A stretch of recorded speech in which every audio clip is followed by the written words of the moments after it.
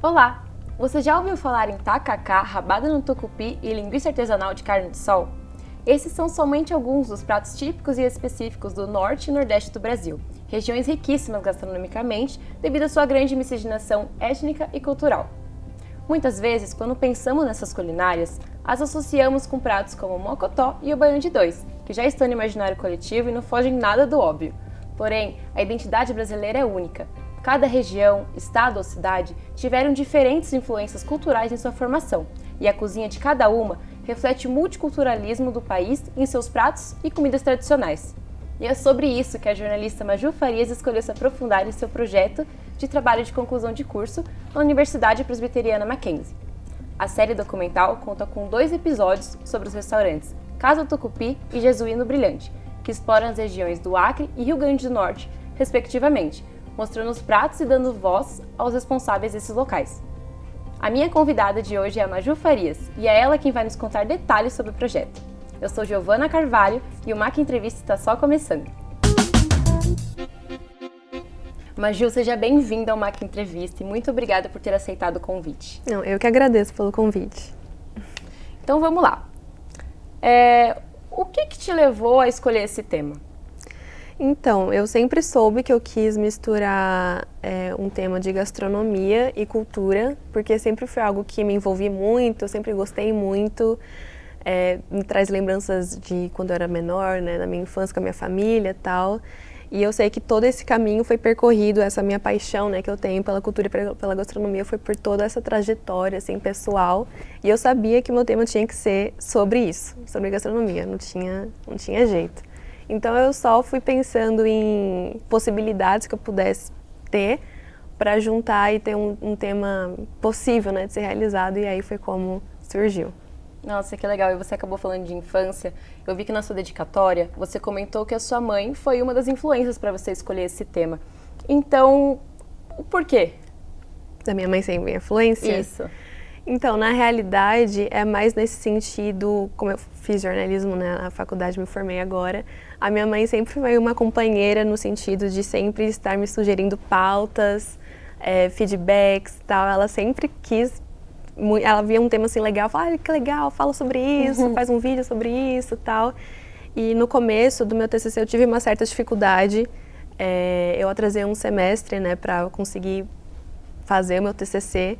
E nesse meio de turbilhões que eu selecionava vários outros temas antes de ir para esse do Nordeste e do Norte, eu passei por vários outros temas antes, não estava conseguindo produzir ainda nessa parte de gastronomia e cultura, mas eram nichos diferentes. E a minha mãe estava sempre lá me apoiando, dando feedback, me ajudando no que ela podia para eu conseguir produzir. Nossa, e que bom que foi um tema super significativo para você, né? E eu vi também que na sua dedicatória você colocou que a sua tia e os seus avós te influenciaram nisso, né? A sua tia, porque ela se interessava por cultura, e os seus avós, porque eles te mostraram o carinho que envolve uma comida. Então, o que essas influências refletiu no seu trabalho? Então, é que desde quando eu era criança, como eu tinha falado um pouco antes, né, que toda a minha trajetória de crescendo, né, me levou a gostar muito de cultura e gastronomia. Se deu muito pela minha família, especialmente a minha tia Sara e os meus avós, que eu coloco na minha dedicatória, né, porque eu tenho essas memórias com muito carinho, né, de quando eu era criança. A gente sempre teve muito reuniões familiares e sempre tinha muito banquete. Os meus avós, meu avô em específico, né, sempre gostou muito de cozinhar. Eu tenho uma memória muito afetiva dele cozinhando, eu comendo. Eu particularmente gosto de cozinhar, mas eu sei que é por causa dessas influências, né, da minha família. A minha tia Sara também sempre gostou muito de cozinhar, ela ia em casa, ela preparava tal, e eu tenho um modelo, assim, dela, né, sempre tive. Ela mora longe hoje, mas sempre lembro com muito carinho. E a minha família também sempre me levou para passeios culturais, assim, museu, cinema, eles sempre priorizaram muito isso na minha vida.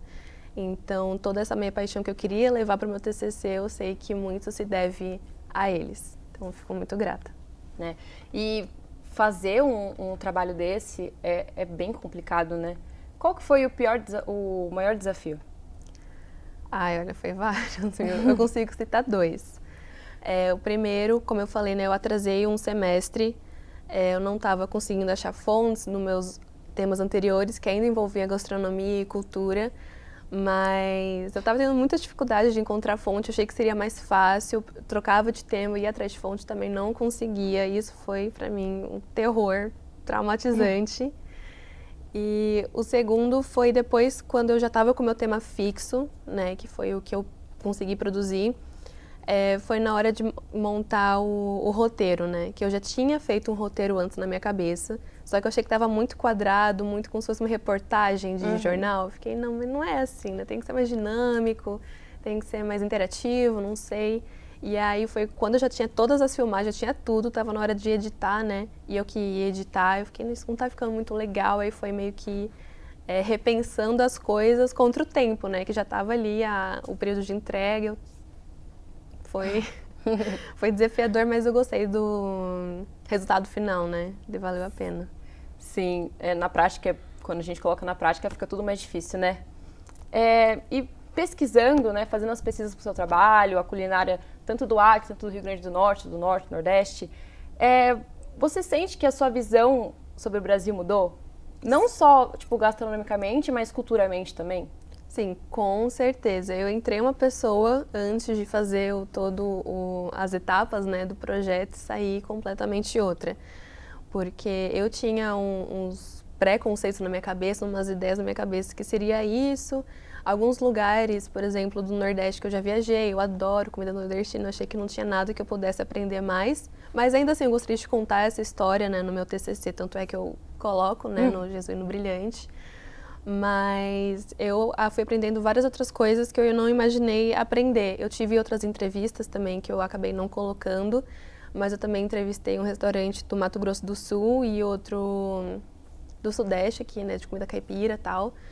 E eu fui aprendendo muita coisa. Do Acre eu nunca tinha comido, nunca vi pessoas da minha bolha, né, falando sobre tucupi, folha de jambu e tal. E quando eu fui comi, né, saiu daquela ideia que eu só via na TV, na televisão, e eu provei, eu tive a experiência de conversar com a chefe, né, com a dona. Eu fui tendo essas novas perspectivas do olhar, né, das pessoas que eu entrevistei sobre como é a região, como é que eles comem, a época, né, a ocasião em que eles comem. E eu fui aprendendo várias outras coisas que eu imaginei não aprender. Eu achava que era, é só baião de dois e acabou, mas é muito além, é outra ocasião que eles fazem, o modo de preparo que eles fazem. E é isso, por exemplo, no Nordeste eu pensava assim, né, antes. É comida do Nordeste, eu não considerava os outros estados que estavam naquela região. E aí quando eu fui, era de uma região específica, pequenininha, da cidade do Rio Grande do Norte, do sertão, aí era outras coisas, não tinha nada a ver com baião de dois, essas coisas que eram as únicas ideias, né, que eu tinha.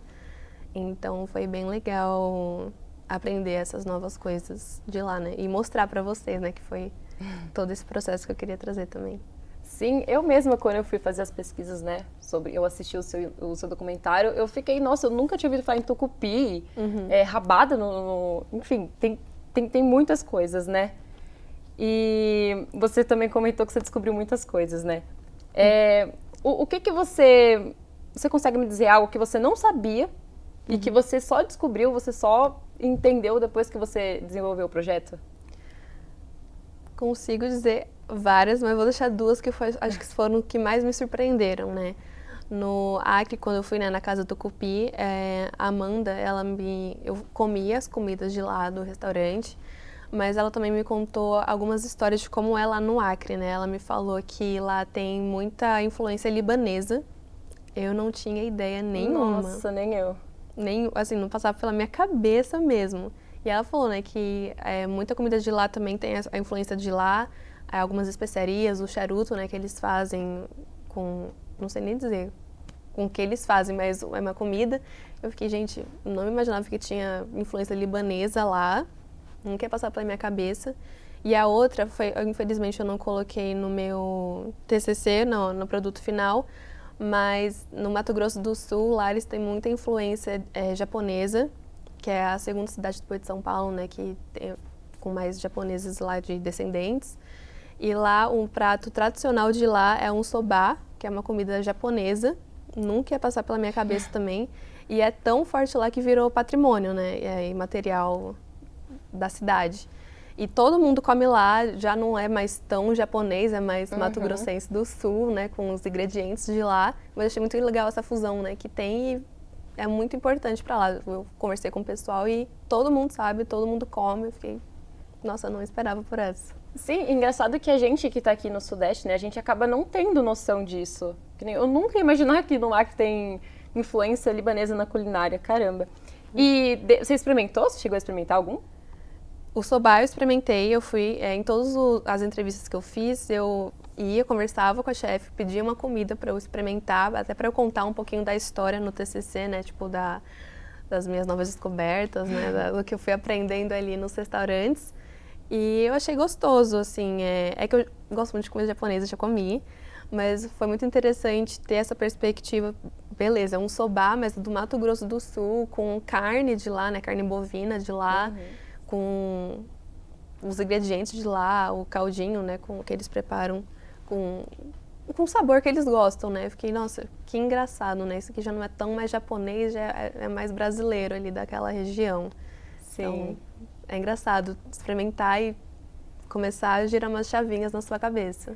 Tá, mas além disso, eu também queria saber qual prato que você mais gostou, assim, de todos. Mas aí você me conta no próximo bloco. O Mac Entrevista volta já.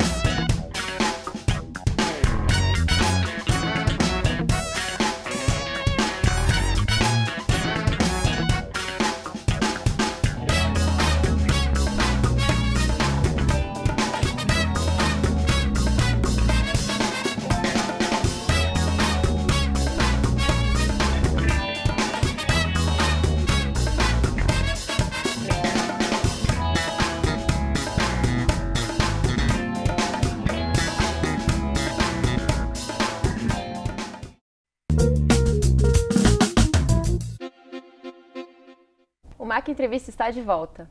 Hoje estamos com a jornalista Maju Farias, autora da série documental A Moda Brasileira, resultado do seu trabalho de conclusão do curso de jornalismo na Universidade Presbiteriana Mackenzie. Maju, conforme a gente tinha falado no último bloco, você ficou de me falar qual foi o prato que você mais tinha gostado, assim, de todo o projeto. Qual que foi?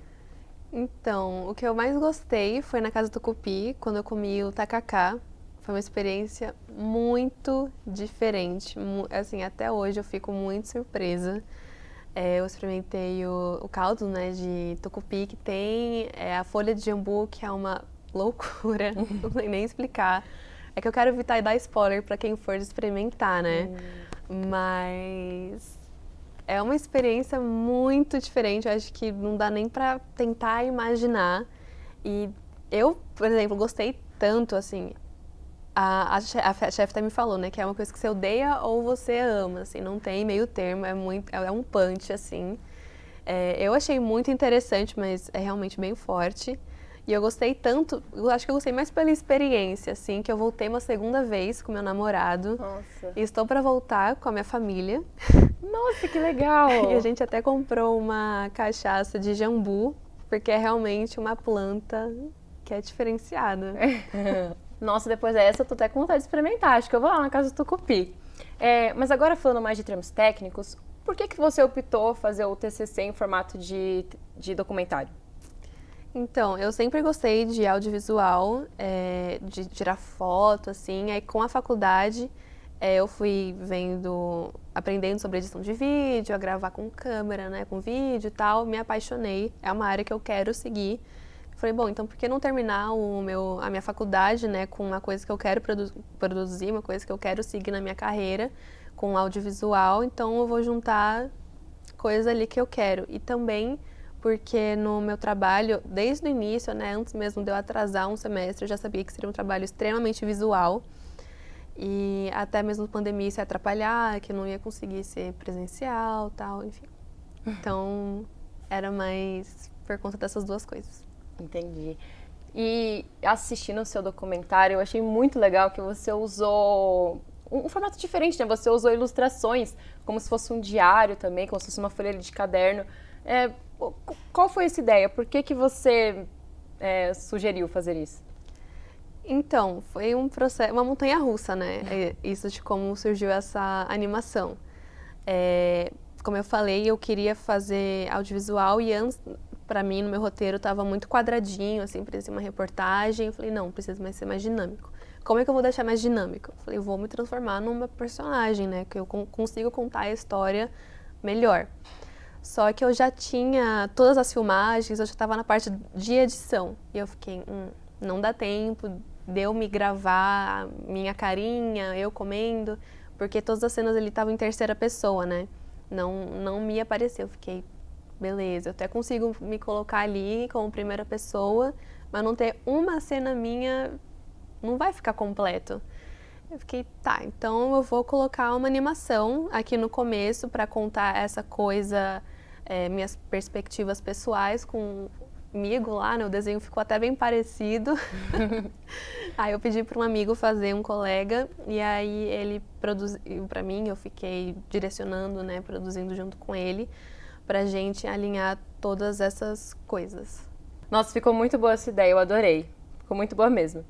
E quanto tempo durou? Porque eu imagino que deve ter sido um processo bem trabalhoso, né? Quanto tempo que durou desde da escolha do tema até o produto final? Da escolha do tema final, né, porque eu escolhi vários outros temas antes, acho que foi uns 8, 7 meses, desde quando eu escolhi, entrei em contato com as fontes, até a entrega final, né, do TCC. Entendi. E depois que você ainda teve que escolher os restaurantes, você teve que fazer toda uma apuração e tudo mais. Como que foi isso? Como que você chegou na escolha dos restaurantes que você aborda no documentário? Então, foi bem simples, eu fiquei bem surpresa, porque eu tive muita dificuldade com fontes, com entrevistados, sempre tive até na época de faculdade, era uma coisa que me estressava muito. Mas depois que eu escolhi esse meu tema final, foi uma parte muito simples até. Eu pesquisei por restaurantes, por região, né, norte, nordeste, sudeste e tal. E aí, dentro esses, eu fui lendo cada restaurante, né, que eu fui achando, fui fazendo uma seleção. A minha seleção foi baseada mais no que eles poderiam me contar, assim, que pudessem contribuir para um conhecimento pessoal, ou até mesmo para mostrar em vídeo, né, no trabalho, no TCC.